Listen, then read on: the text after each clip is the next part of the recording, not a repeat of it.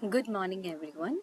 Today we are going to discuss the poem Pi written by Wisława Szymborska. So, instead of dealing with the poem one by one, I would be critically summarizing the poem and discussing the major themes and symbols used in this poem entitled as Pi. ഇവിടെ poet pi എന്ന് പറയുന്ന പോയത്തിൽ mathematical constant ആയിട്ടുള്ള pi എന്ന് പറയുന്ന നമ്പറിന് 3.141 എന്ന് പറയുന്ന ഈ നമ്പറിനെ കുറിച്ചിട്ടാണ് ഇവിടെ എഴുതുന്നത്. നമ്മൾ മാത്സിൽ പഠിക്കുന്ന 10th സ്റ്റാൻഡേർഡ് ഒക്കെ വരെ പഠിക്കുന്ന 3.141 വരെയാണ് നമ്മൾ പൈൻ്റെ വാല്യൂ എടുക്കുന്നത്. പക്ഷെ നമ്മൾ പഠിച്ചിട്ടുണ്ട് ആ നമ്പർ അങ്ങനെ കണ്ടിന്യൂസ് ആയിട്ട് ഫ്രണ്ടിലേക്ക് പോയിക്കൊണ്ടേയിരിക്കും. It is infinite. അതിൻ്റെ ഡെസിമൽ കഴിഞ്ഞിട്ടുള്ള നമ്പേഴ്സ് നമുക്ക് കൺട്രോൾ ചെയ്ത് നിർത്താനായിട്ട് സാധിക്കില്ല. സോ ഇവിടെ മാത്തമാറ്റിക്കൽ കോൺസ്റ്റന്റ് ആയിട്ടുള്ള പൈ എന്ന് പറയുന്ന നമ്പറിനെ ബേസ് ചെയ്തുകൊണ്ടാണ് പോം എഴുതിയിട്ടുള്ളത്. ടൈറ്റിൽ സൂചിപ്പിക്കുന്നത് പോലെ തന്നെ പൈ എന്ന് പറയുന്ന ഈ പോയത്തിൽ പൈ എന്ന് പറയുന്ന മാത്തമാറ്റിക്കൽ കോൺസ്റ്റന്റ് ആയിട്ടുള്ള നമ്പറിന് സിംബോളിക്കും ലിറ്ററലുമായിട്ടുള്ള ഇംപ്ലിക്കേഷൻസ് ഈ പോയത്തിൽ കാണാനായിട്ട് സാധിക്കും. Basically, the poem is divided into 3 stanzas, and in each stanza, the poet is looking onto different or the unique aspects of number pi. First, പൈയുടെ മാത്തമാറ്റിക്കൽ റെലവൻസിനെ കുറിച്ച് പറയുന്നു. സെക്കൻഡ് പാരഗ്രാഫിൽ അതിൻ്റെ ഫിലോസഫിക്കൽ ഇംപ്ലിക്കേഷൻസിനെ കുറിച്ച് പറയുന്നു.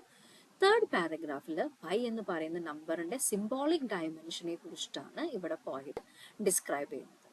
ഇനി നമ്മൾ പോകുന്നത് ഒരു ക്രിട്ടിക്കൽ സമ്മറി, ഈ പോയത്തിന്റെ ക്രിട്ടിക്കൽ സമ്മറിയിലേക്കും അതിന്റെ തീംസും സിംബിൾസും എന്താണെന്നാണ് നോക്കുന്നത്. ഫസ്റ്റ് ആൻസറിൽ പോയറ്റ് നമ്മളുടെ പൈ എന്ന് പറയുന്ന നമ്പറിനെ ഒരു കാരവൺ ഓഫ് ഡിജിറ്റ്സ് എന്ന് പറഞ്ഞാണ് വിശേഷിപ്പിക്കുന്നത്.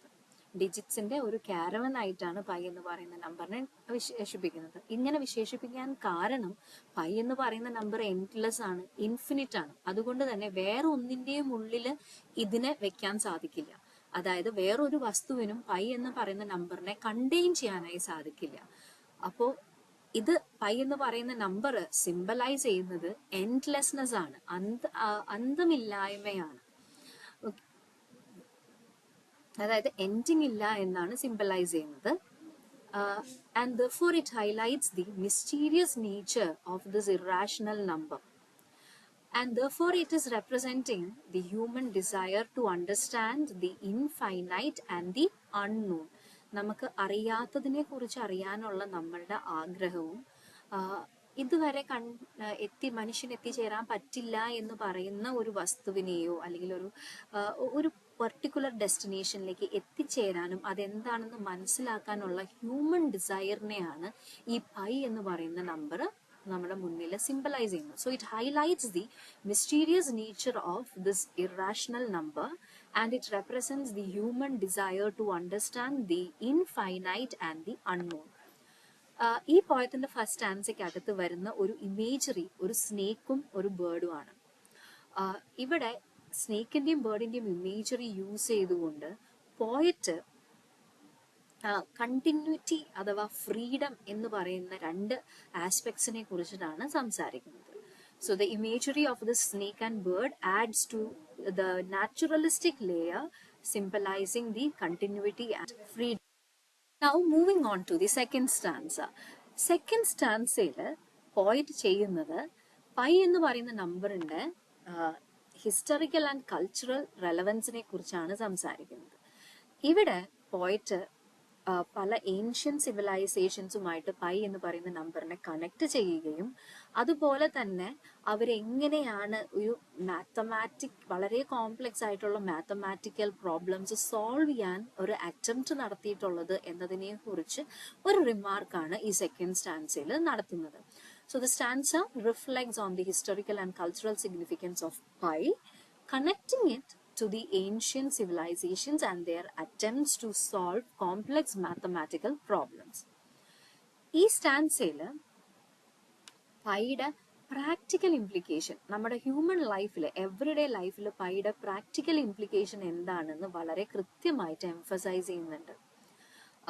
ഇതിലൂടെ പോയിട്ട് പറയാൻ ശ്രമിക്കുന്നത് എന്താണെന്ന് വെച്ച് കഴിഞ്ഞാൽ ആർക്കും എത്തിച്ചേരാൻ പറ്റാത്ത അല്ലെങ്കിൽ മനുഷ്യ മനസ്സിന് മനസ്സിലാക്കാൻ പറ്റാത്ത അത്രയും സങ്കീർണമായിട്ടുള്ള ഗണിതശാസ്ത്രത്തിലെ പല സത്യങ്ങളും അത് നമുക്ക് എത്തിച്ചേരാൻ പറ്റാത്തത് എന്ന് അതിന്റെ കോംപ്ലക്സിറ്റി കാരണം നമ്മൾ വിശ്വസിക്കുന്നതാണ്.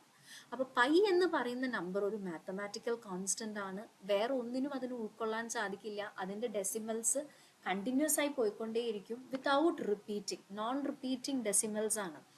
അപ്പോ പോയറ്റ് ഇവിടെ പറയുന്നത് പൈ എന്ന് പറയുന്ന നമ്പർ ശരിക്കും പോർട്രേ ചെയ്യുന്നത് എന്താന്ന് വെച്ച് കഴിഞ്ഞാൽ, ആർക്കും എത്തിച്ചേരാൻ പറ്റാത്ത അല്ലെങ്കിൽ മനസ്സിലാക്കാൻ ബുദ്ധിമുട്ട് എന്ന് തോന്നിക്കുന്ന ഗണിതശാസ്ത്ര ലോകത്തിലെ പല സത്യങ്ങളും നമ്മളുടെ ദൈനംദിന ജീവിതത്തിലെ റിയാലിറ്റിയുമായി കണക്ട് ചെയ്യുന്ന ഒരു ബ്രിഡ്ജാണ് pi.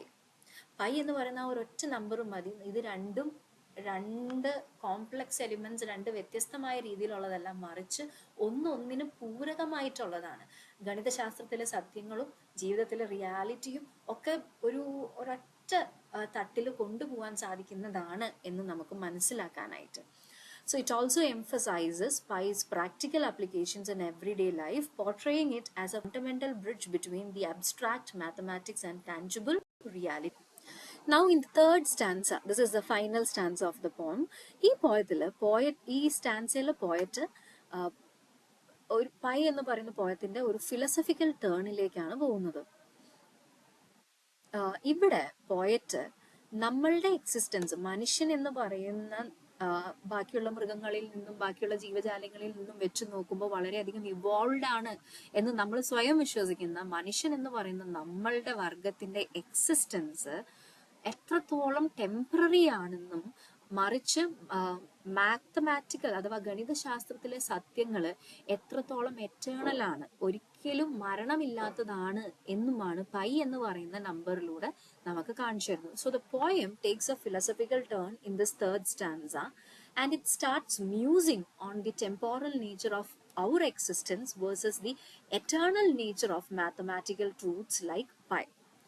So in this poem, the poem concludes with an almost spiritual reverence for pi, presenting it as a symbol of permanence and universality in a very transient world. എപ്പോൾ വേണമെങ്കിലും നശിച്ചു പോകാൻ സാധിക്കുന്ന, മരണം സംഭവ്യമായിട്ടുള്ള ഈ ലോകത്തില് പൈ എന്ന് പറയുന്ന ഈ മാത്തമാറ്റിക്കൽ കോൺസ്റ്റന്റ് ആയിട്ടുള്ള നമ്പർ കവി ഇവിടെ പെർമനൻസിന്റെയും പിന്നെ ഈ യൂണിവേഴ്സാലിറ്റിയുടെയും ഒരു സിമ്പിൾ ആയിട്ടാണ് പോയത്തിൽ യൂസ് ചെയ്യുന്നതും പോയം എൻഡ് ചെയ്യുന്നതും അത് പറഞ്ഞുകൊണ്ടാണ്.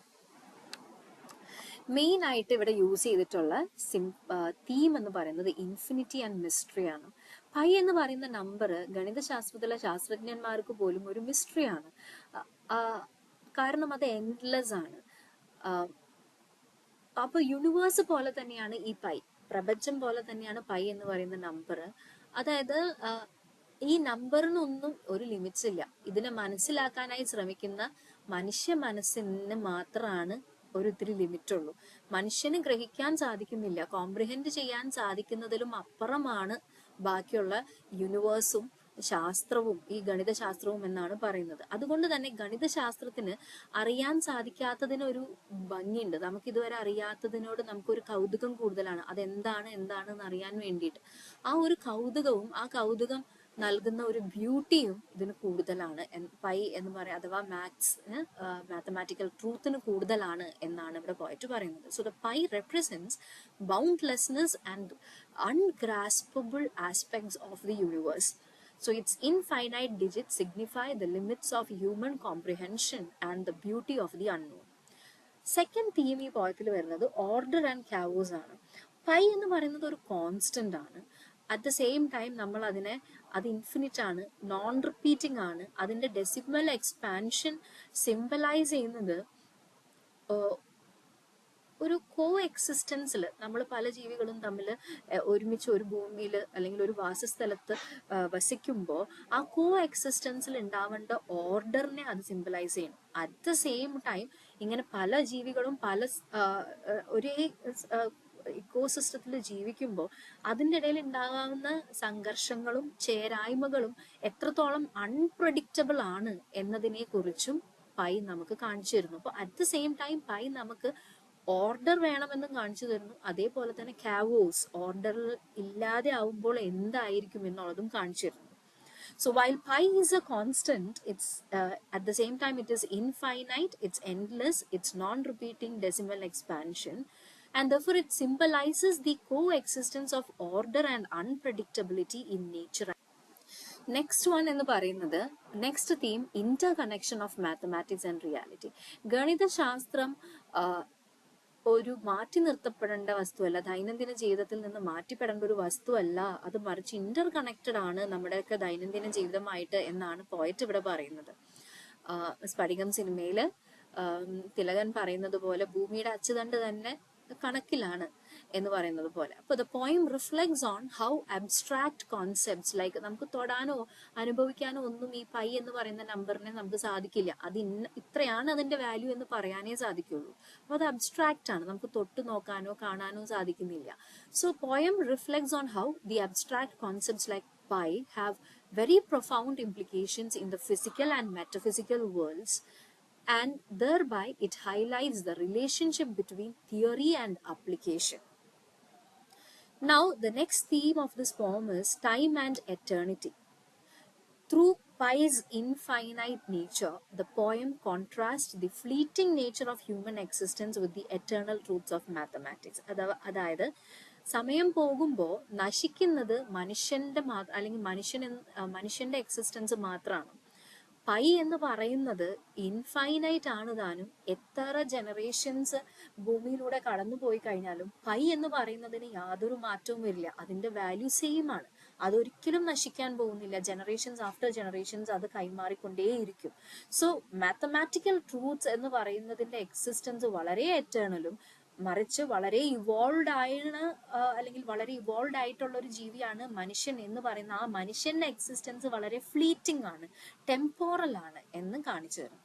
So through pi's infinite nature, the poem contrasts the fleeting nature of human existence with the eternal truths of mathematics. ഇത്രയുമാണ് മേജർ തീംസ് ഈ പോയത്തിൽ ഡിസ്കസ് ചെയ്യുന്നത്. നെക്സ്റ്റ് വൺ ഈ പോയത്തിൽ വരുന്നത് സിമ്പിൾസ് ആണ്. ഫസ്റ്റ് സിമ്പിൾ ഇവിടെ പോയത്തിൽ യൂസ് ചെയ്തിട്ടുള്ളത് ഡിജിറ്റ്സ് ഓഫ് പൈ ആണ്. ഇത് സിംബലൈസ് ചെയ്യുന്നത് infinity as well as the pursuit of knowledge, അറിയാത്തതിനെ കുറിച്ച് അറിയാനും അനന്തമായി കിടക്കുന്ന കാര്യങ്ങളെ കുറിച്ച് മനസ്സിലാക്കാനുള്ള മനുഷ്യന്റെ ഒരു വ്യഗ്രത അല്ലെങ്കിൽ മനുഷ്യന്റെ ഡിസയർ ആണ് സിംബലൈസ് ചെയ്യുന്നത്. Next symbol snake and bird ആണ്. The snake represents continuity and persistence, ഒരു കാര്യം അറിയാൻ വേണ്ടി അറിയുന്ന അത് വരെയും അതിന്റെ പിന്നാലെ നടക്കുക. While bird suggest freedom and transcendence, bird എന്ന് പറയുന്നത് പറക്കാൻ സാധിക്കുന്ന, അറിവിലൂടെ വേറൊരു വേൾഡിലേക്ക് തന്നെ നമ്മൾ എത്തിക്കാൻ സാധിക്കുന്ന ആ ഒരു ഫ്രീഡത്തെ കുറിച്ചാണ് ബേർഡ്, അല്ലെങ്കിൽ ആ ഫ്രീഡത്തെയാണ് ബേർഡ് സിംബലൈസ് ചെയ്യുന്നത്. So snake represents continuity and persistence while the bird suggest freedom and transcendence. The next symbol is light and horizon. This represent enlightenment, discovery, പുതിയൊരു അറിവ് നേടുന്നത്, പുതിയൊരു കാര്യം കണ്ടുപിടിക്കുന്നത്.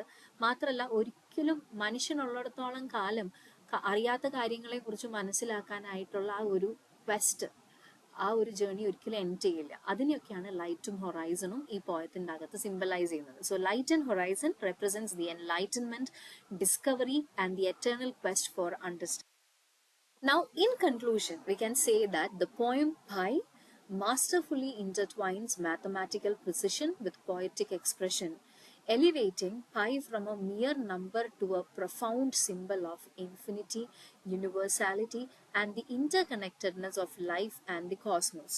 It encourages readers to ponder the mysteries of existence and the enduring nature of mathematical truths. That's all about this poem. Thank you and have a nice day.